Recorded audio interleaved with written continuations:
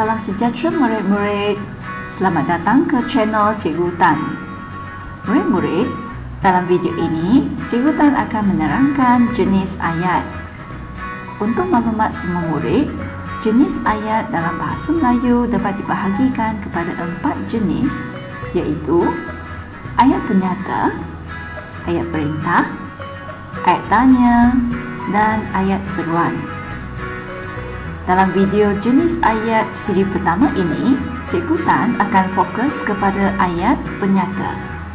Jom kita baca bersama.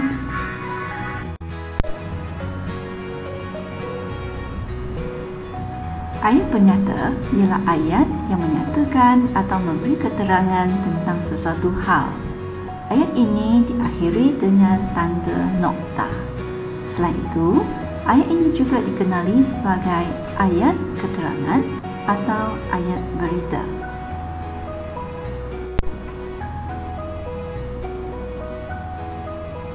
Sekarang, mari kita lihat beberapa contoh ayat penyata. 1. Bapa saya wartawan. 2. Cikgu T melukis mural di dinding itu. 3. Kempen menderma darah yang dianjurkan oleh Jabatan Kebajikan Masyarakat mendapat sambutan hangat daripada orang awam. Murid-murid, perhatikan ketiga-tiga ayat di atas. Semua ayat berakhir dengan tanda nokta dan menyatakan atau memberi keterangan tentang sesuatu hal. Jadi, ayat-ayat ini merupakan ayat penyata.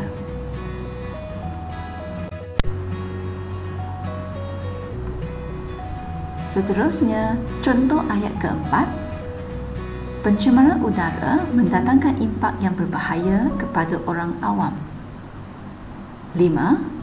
Tema Hari Kebangsaan Malaysia ke-63 ialah Malaysia Prihatin.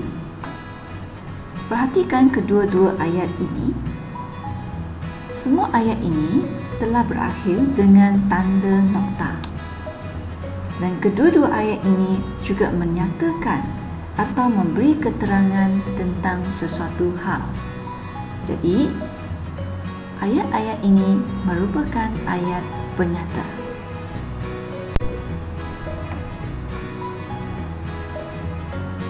Ingat ya murid-murid, ayat penyata sekadar menyatakan sesuatu hal dan tidak memberi arahan untuk melakukan sesuatu perbuatan. Murid-murid, sudahkah anda memahami ayat penyata? Sebagai pengukuhan, jom cuba jawab soalan-soalan berikut.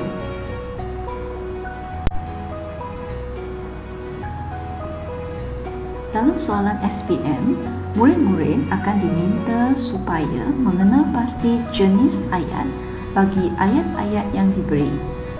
Murid-murid perlu menyatakan sama ada ayat tersebut merupakan ayat penyata, ayat perintah, ayat tanya, atau ayat seruan.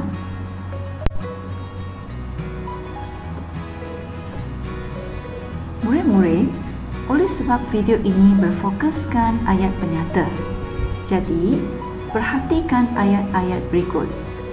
Tanya 2 soalan yang mudah. Adakah ayat ini menerangkan sesuatu hal? Adakah ayat ini berakhir dengan tanda nokta? Mari kita lihat soalan ini satu persatu. Soalan 1. Siapakah budak yang berbaju hitam itu? 2. Pelajar yang baru berpindah dari Melaka itu sungguh bijak. 3. Aduh, sakitnya kakiku. 4. Cikgu Sufi lebih suka makan durian berbanding buah-buahan yang lain. 5. Jangan bising.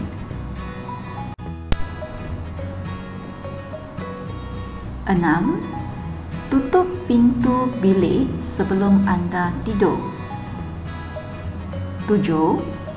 Layang-layang terputus talinya. 8. Amboi, sedapnya masakan ibu. 9. Mak Kia mampu membesarkan anak-anaknya walaupun dia kehilangan suami sejak 10 tahun yang lalu. 10. Saya sungguh kagum dengan kepintarannya.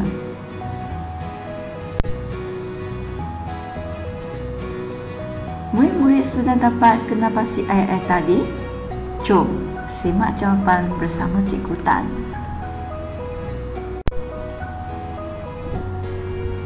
Murid-murid, perhatikan ayat ini. Ayat ini berakhir dengan tanda soal. Jadi, ayat ini bukan ayat penyata. Ayat 2 berakhir dengan tanda nokta. Dan ayat ini menerangkan bahawa pelajar yang baru berpindah dari Melaka itu sungguh bijak.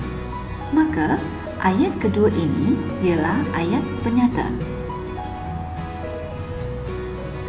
Ayat 3, perhatikan akhir ayat ini ada tanda seru. Maka ayat ini bukan ayat penyata. Ayat 4 berakhir dengan tanda nokta. Dan ayat ini menerangkan cita rasa Cikgu Sufi yang lebih suka makan durian berbanding buah-buahan yang lain. Maka ayat keempat ini merupakan ayat penyata. Ayat 5, tanda nokta di bahagian akhir ayat. Namun begitu, sekiranya kita fahami maksud ayat ini, jangan bising. Ayat ini sebenarnya memberi arahan supaya tidak berbising. Jadi ayat 5 ialah ayat perintah dan bukan ayat penyata.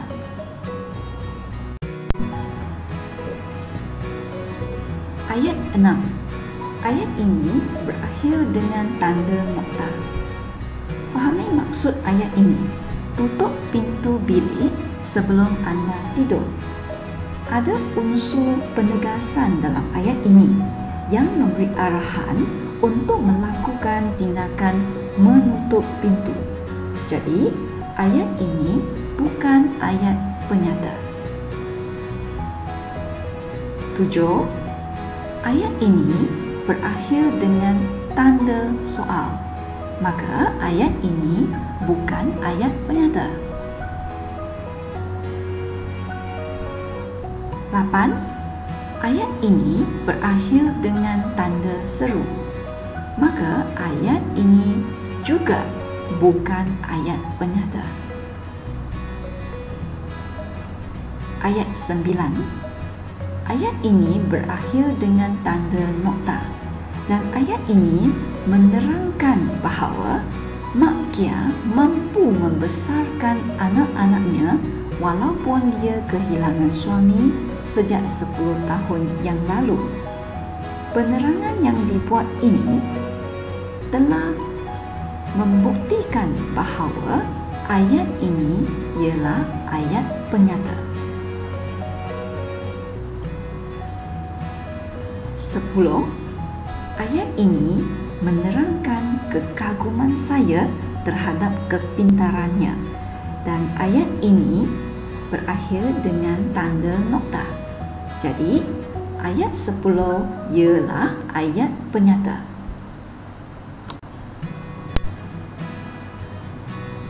Murid-murid, setelah mendengar penerangan Cikgu Tan, Cikgu berharap murid-murid dapat memahami dan menguasai penggunaan ayat penyata. Tahniah untuk murid-murid yang berjaya menjawab soalan dengan betul. Semoga perkongsian video ini memberi manfaat kepada semua murid. Kesimpulannya, ayat penyata sekadar menyatakan sesuatu hal dan tidak memberi arahan untuk melakukan sesuatu perbuatan. Sebaliknya, jenis ayat perintah memberi arahan yang jelas untuk melakukan sesuatu perbuatan. Murid-murid, jangan lupa untuk ikuti siri kedua jenis ayat yang berfokuskan penerangan untuk ayat perintah ya. Sekian sahaja penerangan cikgu dalam video ini. Terima kasih kepada murid-murid yang telah sudi menonton video cikgu ini. Bagi murid-murid yang belum subscribe channel cikgu, jangan lupa untuk tekan like, komen, share dan subscribe channel Cikgu Tan sebagai sokongan kepada cikgu untuk menghasilkan video Bahasa Melayu SPM yang lebih menarik dan bermanfaat kepada murid-murid. Sehingga kita berjumpa lagi dalam video yang akan datang. Terima kasih. Bye.